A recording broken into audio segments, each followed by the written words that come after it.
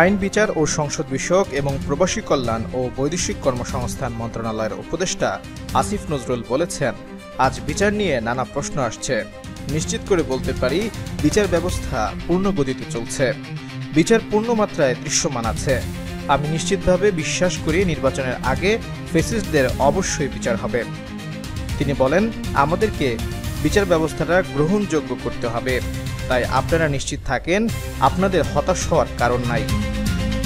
আমরা যখন সরকারের দায়িত্ব নিয়েছিলাম তখন চিন্তা ছিল বিচারের কথা, সংস্কারের কথা, জুলাইয়ের শহীদদের পুনর্বাসনের কথা এবং নির্বাচনের কথা। আমাদের বিচারটা গ্রহণযোগ্য করতে হবে।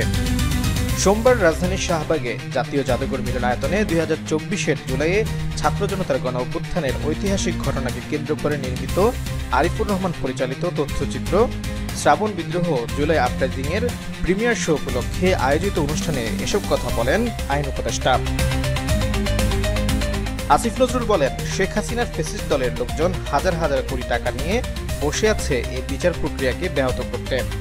এই বিচার প্রক্রিয়া তারা পুঙ্খানুপুঙ্খভাবে তদন্ত করে বিশ্ববাসীকে বিভ্রান্ত করবে, বাংলাদেশের মানুষকে বিভ্রান্ত করার চেষ্টা করবে।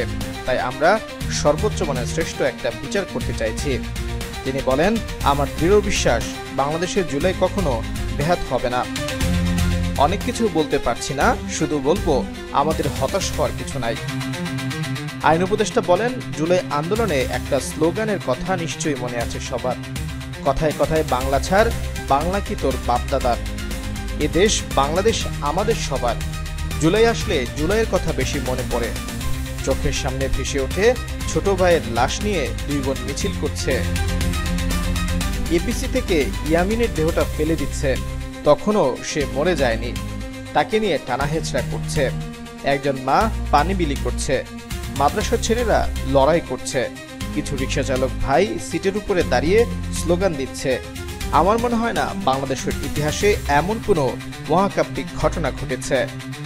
তথ্য ও সম্প্রচার মন্ত্রণালয়ের উদ্যোগে আয়োজিত এই অনুষ্ঠানে আরও বক্তব্য দেন তথ্য উপদেষ্টা মোহাম্মদ মাহফুজ আলম, গৃহায়ন ও গণপূর্ত মন্ত্রণালয় এবং শিল্প মন্ত্রণালয়ের উপদেষ্টা আদিলুর রহমান খান, সংস্কৃতি মন্ত্রণালয়ের উপদেষ্টা মুস্তফা সরোয়ার ফারুকী এবং শহীদ সাংবাদিক তাহিজ্জামান প্রিয়র মা শামসিয়া আরা জামান।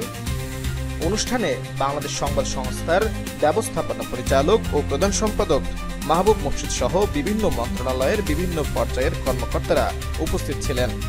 তথ্য উপদেষ্টা মাহফুজ আলম বলেন, বিগত 16 বছরে দেশের জনসাধারণ নিপীড়ন, হত্যা, গুম ও খুনের শিকার হয়েছেন। আমরা ফ্যাসিবাদীদের উৎখাত করেছি। জুলাই অভ্যুত্থানকে কেন্দ্র করে বারবার নানা অনুষ্ঠান করতে হবে। তিনি বলেন, যারা অধিকার আদায়ে শহীদ হয়েছেন ও শহীদ পরিবারের সবার যে ভূমিকা রয়েছে সেসব স্মৃতিকে সবার মধ্যে বারবার মনে করিয়ে দিতে এবং এক্ষেত্রে আমাদের কি দায়িত্ব ও কর্তব্য স্মরণ করে দিতে এ ধরনের অনুষ্ঠান বেশি করতে হবে। মুস্তফা সরোয়ার ফারুকী বলেন, জুলাইয়ের আন্দোলন আসলে 36 দিনের আন্দোলন নয়, এটা 54 বছরের আন্দোলন। বাংলাদেশ স্বাধীন হয়েছিল ঠিকই, মাঝে 5 থেকে 7 বছর মোটামুটি স্বাধীনভাবে কাজ করতে পেরেছে, কিন্তু রাষ্ট্র হিসেবে সে সময়টা বেশি দিন পাওয়া যায়নি।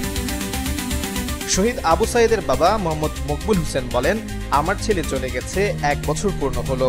আমার ছেলে সহ শহীদদের হত্যার বিচার এখন পর্যন্ত হয়নি। আমি দ্রুত এসব হত্যাকাণ্ডের বিচার দাবি করছি। তথ্য ও সম্প্রচার মন্ত্রণালয়ের সচিব মাহবুবা ফারজানার সভাপতিত্বে অনুষ্ঠান সঞ্চালনা করেন প্রেস ইনস্টিটিউট বাংলাদেশ পিআইবির মহাপরিচালক ফারুক আসিফ। তথ্যচিত্রটি প্রযোজনা করেছে তথ্য ও সম্প্রচার মন্ত্রণালয়।